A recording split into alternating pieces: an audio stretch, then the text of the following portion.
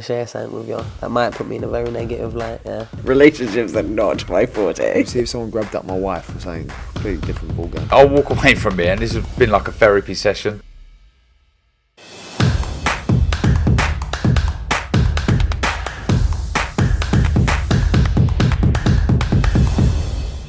Razaban IFL TV, proudly sponsored by Everlast. It's fight day here in Paris. With me, promoter Ben Shalom. Ben, it's been a few weeks. It's been a while. After the Taylor-Catterall fallout, we wanted to take the time to redo our whole schedule, move things around. Obviously, it wasn't easy with Okoli was meant to be on chief support, and so we had to sort of find a date and a venue to make that work, and then we've redone the whole schedule. It's been worthwhile. Have a few days to work out what you want to achieve and why you started, really. So it's good. I think we have a good schedule to announce next week, which will be exciting. We'll come to the schedule next year. Obviously, we're here, Paris, for a reason. Your charge, Dan Aziz, has had a very active year, been very successful, coming out here, Lions Den, 8,000 French fans to take the European strap away. You're backing your man. Yeah, 100%. I think Dan is the guy that just keeps improving and keeps impressing.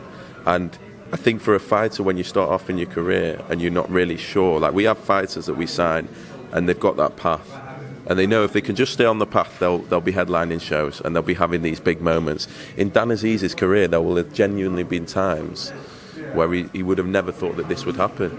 And you can see that in every fight week. You can see that in his face. And to be chief support here in a sold-out arena in Paris before Tony Yoka, who is the David Beckham of boxing in France, is unbelievable what I've witnessed this week, even coming off the loss of Martin Bakole. It's a special moment for Dan Aziz, and it's one that he's relishing. He just wants the big fights. He just loves that people are talking about him and who he's fighting, and actually think, oh, is this talking as when he takes tests, this is a big test. Like, he wants people to doubt him, he wants people to talk about him, he wants to be in those big fights, and it's a pleasure to work with him, and long may it continue. I think he's going to have a massive year. This Saturday, European title from Southern area, now WBA number 2. It doesn't get better, and the next title, there's only one left, and what a journey. Obviously, we had the Adam Azim fight back in Wembley last month. Since then, this is your first show for UK fans on Sky Sports. I know you got Okoli end of the month. How did this show come up? Because it looks like it's a co-promotion, not a boxer, right? It seems like more of a co-promotion. You got Lauren Price on here as well. So why France? Why couldn't this have been in the UK? I think, to be honest, we're just thinking long term. We couldn't do it in the first year. We want to work with other promoters. We see how hard that is to get the fights on when you don't have that relationship. It means we can put on bigger nights with bigger budgets, with more broadcasters, make better fights. And it's a start. We've got one next month as well that will be in another territory all again. And yes, it's co-promotion. This is with All Star Boxing, who are based out here in Paris, and it's worked really well. Usually, for a UK fan, they've done the main event, and it's a great main event with two guys that everyone knows. And Tony Yoka, we don't get to see very often, and then the rest of it is 3 UK fights on the television broadcast. It's exciting. It's really different for us to be doing shows obviously over here, and then, as I say, one next month in a completely different country as well. We did Tirana in Albania with Fury-Usyk in the summer, but it's definitely something we want to do. We think it's important, especially for us, but for boxing in general. And we all live in our bubbles. In the UK, we see the fighters that we see. In France, they see the fighters that they see. And I think the more we can open it up, especially using the platform of Sky and joining the dots and making things happen and not being too precious around doing co-promotions. We're happy to do co-promotions, absolutely. And yeah, excited for tonight. It's been a great week, but tonight is going to be a bit special. Well, we look forward to it. Only a couple of hours away now. Ben, just in some other topics. Yesterday there was a flurry of videos going on social media between Tyson Fury and Alexander Usyk. Before yesterday, everyone thought the fight would be off because of the demands of Tyson Fury. Very clearly evident, Tyson Fury wanted a lot more money and a higher split. But yesterday it seems like Usyk said, fine, I'll take 30%. Was that Usyk calling Tyson Fury's bluff? Maybe not. Maybe it's just Usyk saying, I want this fight so much, I don't care how I'm going to get it. And we all know that. And we all know that from his team. I know Alex Krasiuk and Aegis, and they're straightforward. They just want to make the fights. And I think they've probably got to the stage where they've thrown the towel in and maybe it's worked. I just want to see the fight. That's what boxing wants. That's what boxing needs. That's what we've been waiting for, the best fight in the best. How often do we not see it happen? Don't let this be another one. Hopefully it's not a bluff. Hopefully we see the fight. Obviously it didn't look good yesterday. But maybe, I don't care as long as we see the fight. And hopefully on April 29th as well.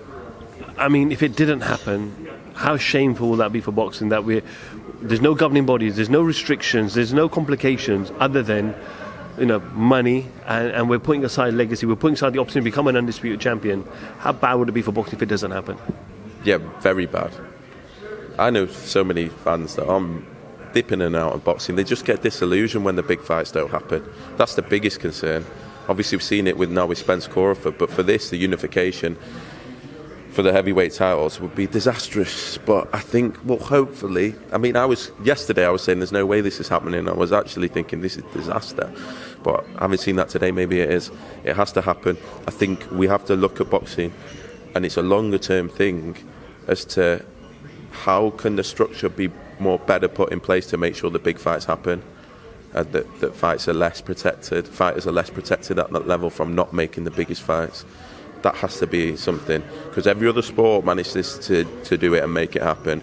And I know obviously boxing is fragmented and there's different parties, but I think there needs to be some sort of structure, ruling, governing bodies, whatever it is, to make sure the biggest fights happen and to put pressure on that, and when they need to happen, regardless of money and commercials that always stop everything happening in boxing. It's a sport, and this, I've said it before, but this, if it didn't happen, that would just be business ruining the sport, like purely business, no other reason. This is a sport.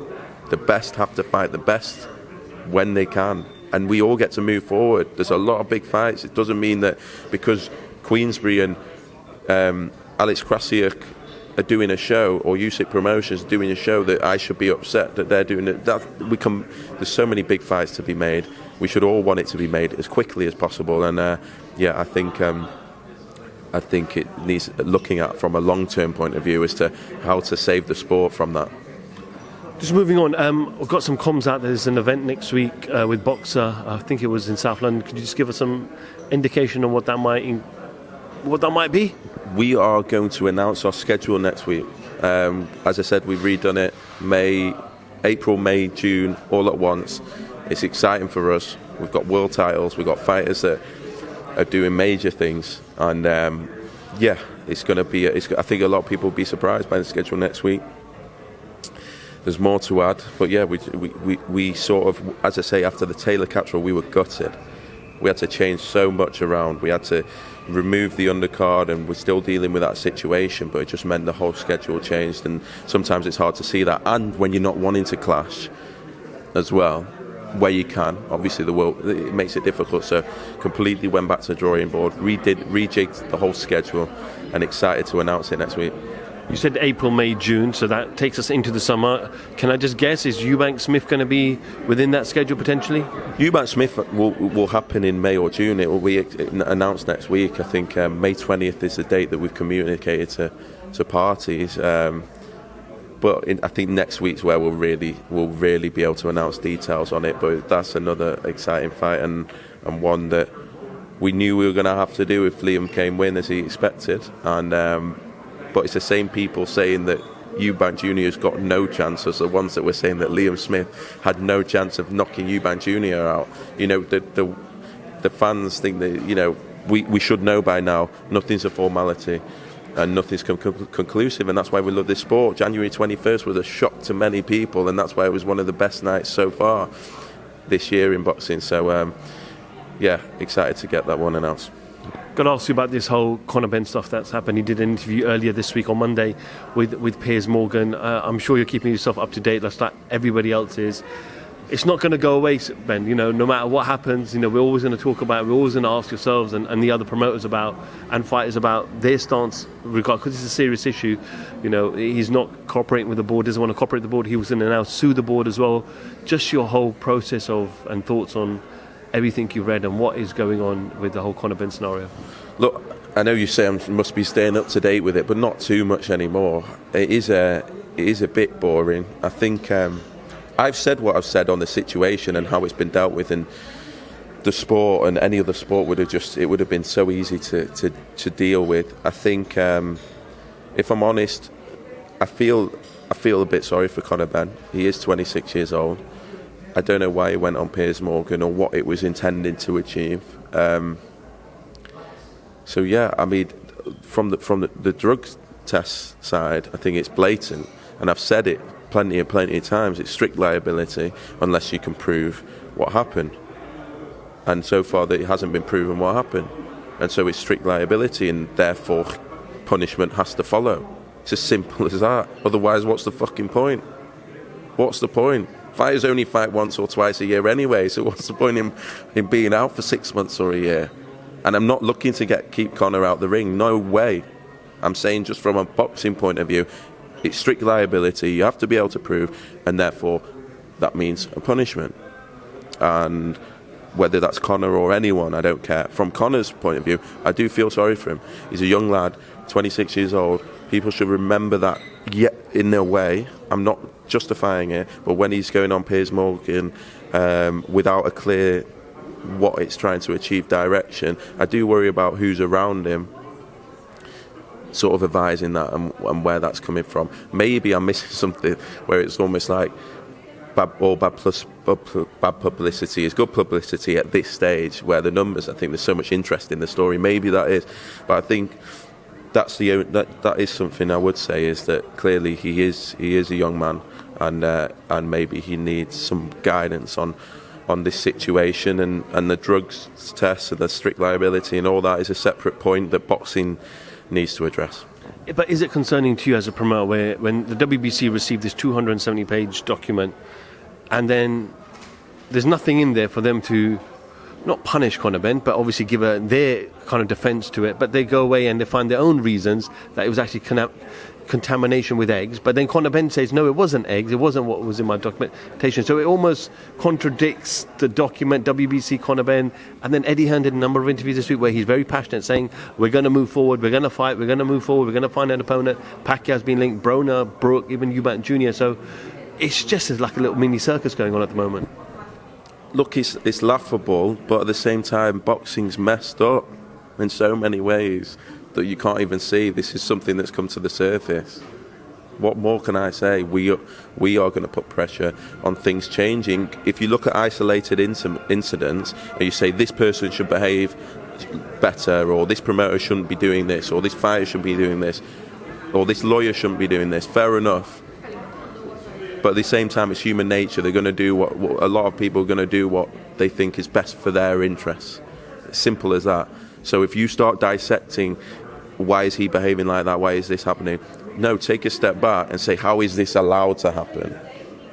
How is this even allowed to happen? How can people outsmart authorities and this and that? Is this a sport that is regulated? Is this a sport that is legitimate? That's what needs to be looked at, rather than trying to measure everyone's moral compass. Because as much as there's things that I don't agree with that are being done, you're never going to be able to get everyone to agree to act in a certain way.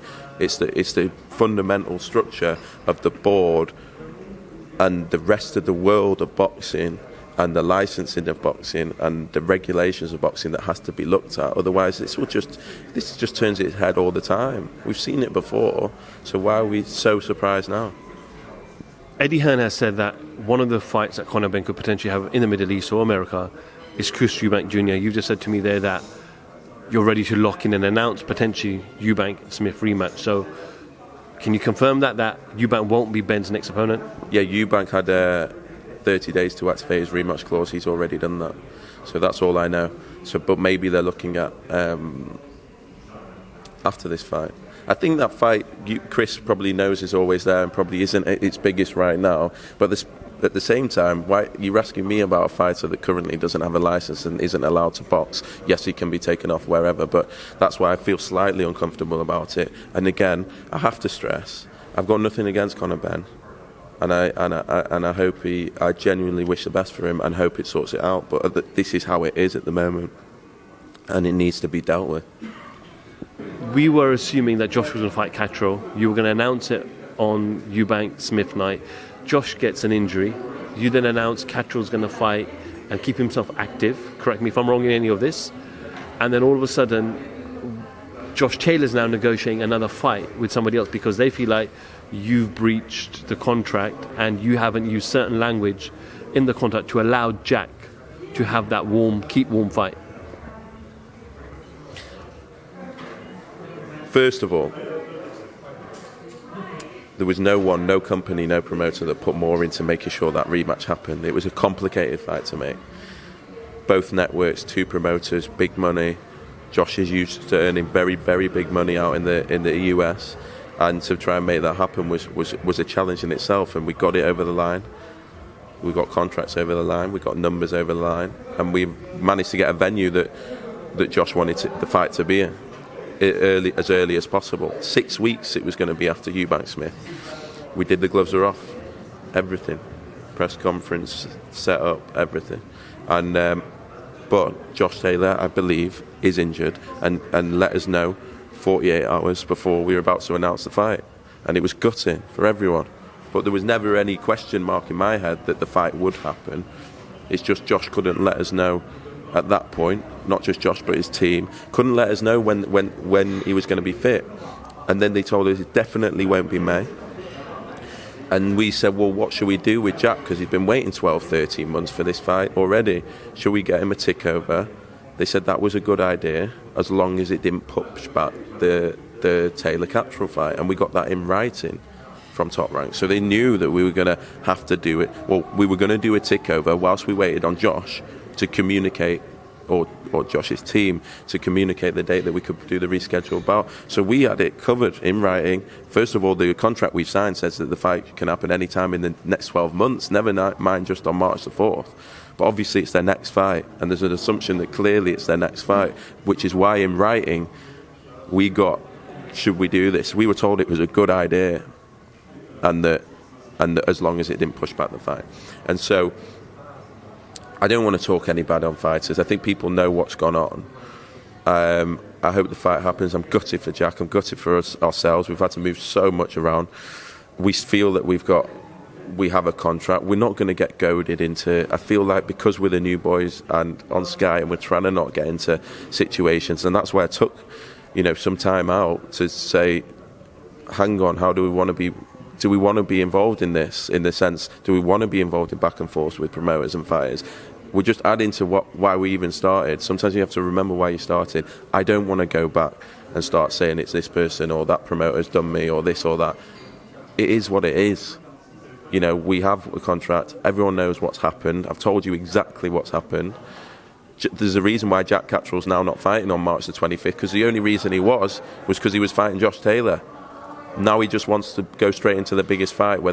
If it can't be Taylor, it'll be Prograis, I think, and we're not going to stand in the way of that. But I think it's clear as day, and I feel sorry for Jack more than anyone, because we worked so hard to make sure that fight got over the line. That's the end of it, and we don't want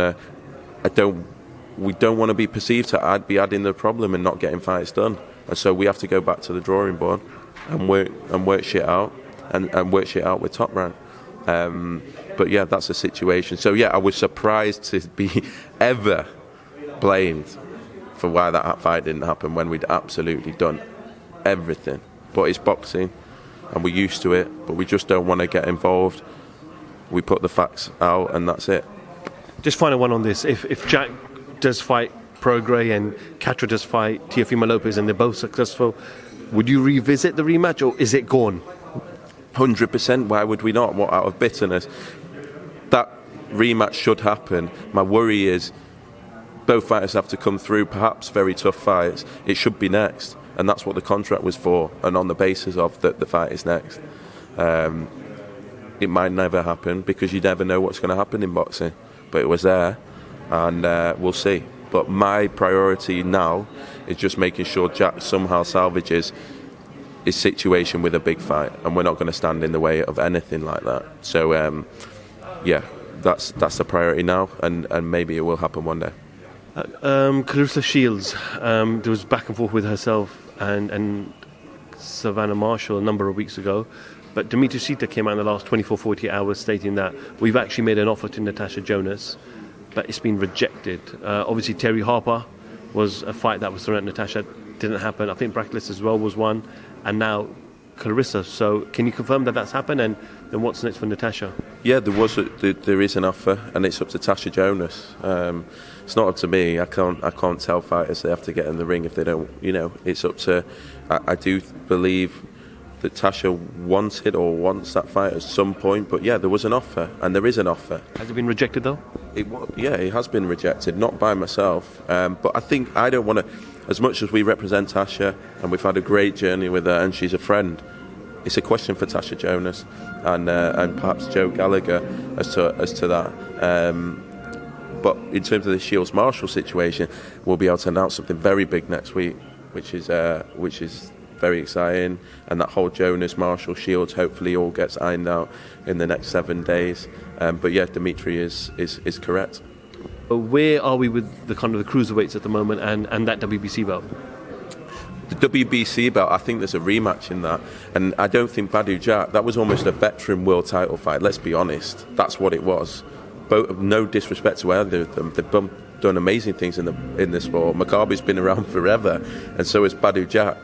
But Badou Jack will not go near Richard Riakporhe, Lawrence Okoli, or even Chris Billum-Smith. They're elite level guys that I don't think he will go near, and I think there's a rematch clause anyway. So that's that.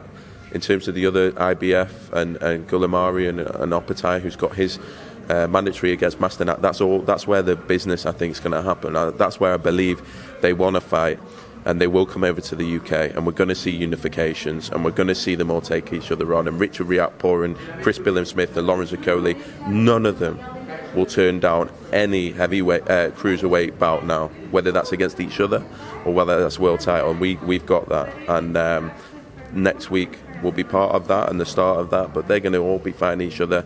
I want to see unifications. We want to see big fights in that cruiserweight division, and I think this is the year. Very, very big division, but I don't think there's no way Badou Jack, I believe, will be involved. Okay, Ben, curious that we are short of time because we've got to get to the venue as well. So anything else you'd like to add before we conclude? No, all I say is tune in tonight. 7,000 sold out arena in Paris. Tony Yoka against Carlos Takam. Dan Aziz coming away, fighting a Frenchman in a European title. We should get behind him. Lauren Price fighting. People talk about people not taking fights early on in their career. This is a third fight against someone that can clearly knock people out. 4 knockouts in 7 for the European title. Only lost in her last fight. And then Macaulay McGowan, who's an absolute character and is coming out here against a very, very well-rated French guy who's very popular over here. It's going to be a tough night, don't get me wrong, for him, but he's going to give it everything. So it's a top quality night, and one I'm really looking forward to. Atmosphere will be a bit special in there tonight. Ben Shalom for IFL TV, thank you very much.